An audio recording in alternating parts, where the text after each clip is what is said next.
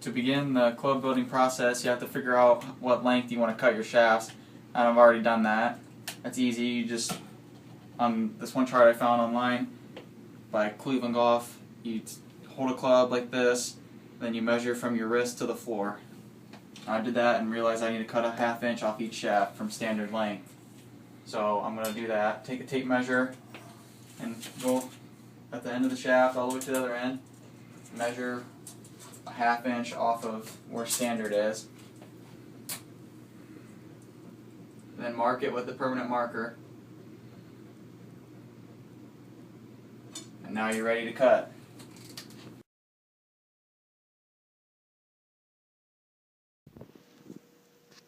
Okay, now we're ready to cut the shaft. To do this better, we're going to put it in a vise so it doesn't slide around when we're holding it. It's easier, it's more stable here. We're going to put a towel inside the vise so it doesn't scratch the shaft. And for the steel shafts, we're going to use this pipe cutter.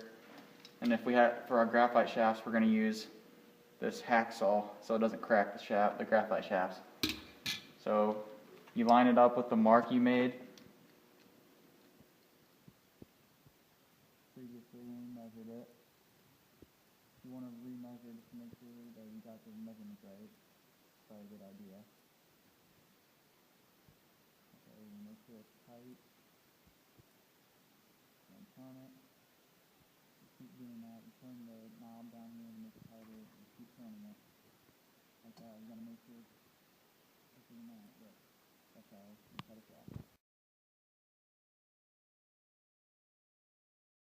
After you cut the shaft, you need to sand the end that you cut so it's not sharp.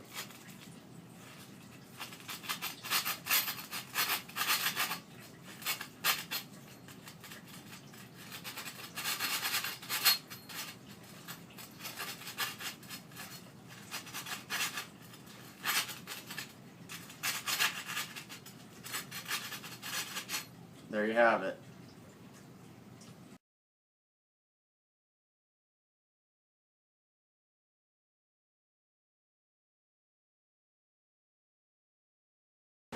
I'm applying the epoxy to the ferrule.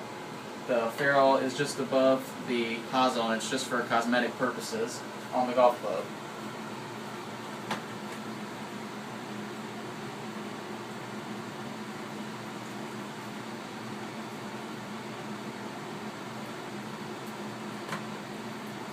I want to put enough in the ferrule to make sure it stays on the club.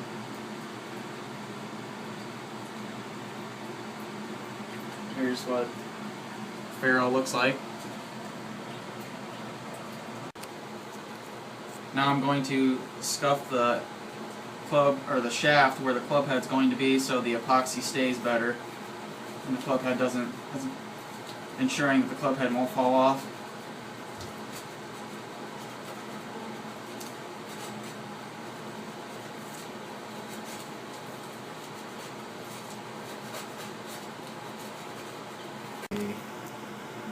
Now I'm going to apply the epoxy to the end of the shaft.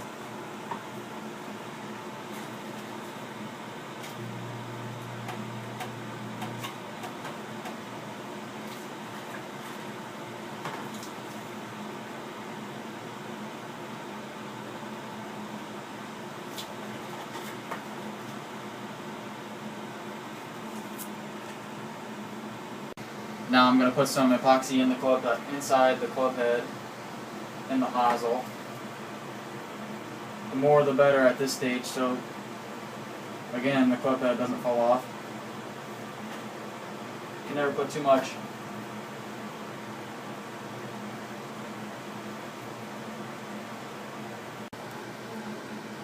Now the last step is to connect the two, the shaft and the club head,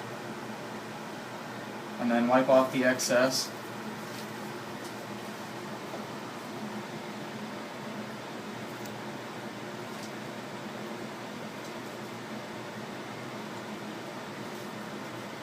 You can clean this up later after it dries. Okay, now it's best to let them sit for about 12-24 hours so it cures.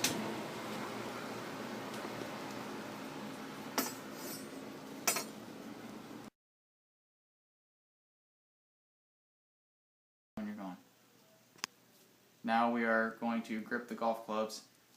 The first step is measure the tape using the grip.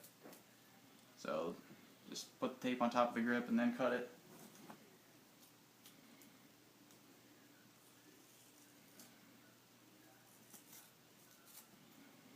Now I'm going to apply the tape to the shaft and smooth it out so there's no bumps.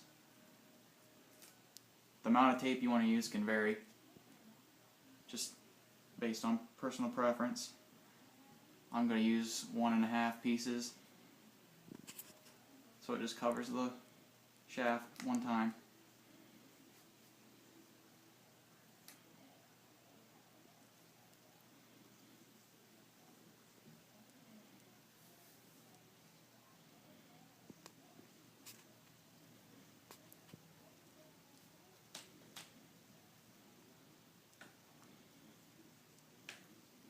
After peeling off the non-sticky side of the tape, put a T or something at the end of the grip so nothing leaks out,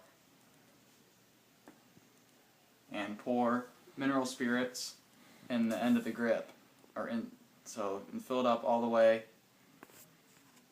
so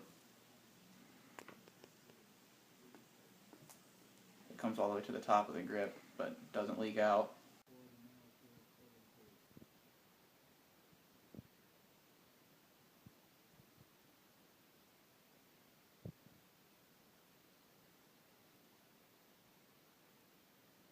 I'm going to slide the grip onto the club. About a little ways down, I gotta pull the T out so it's easier to push down.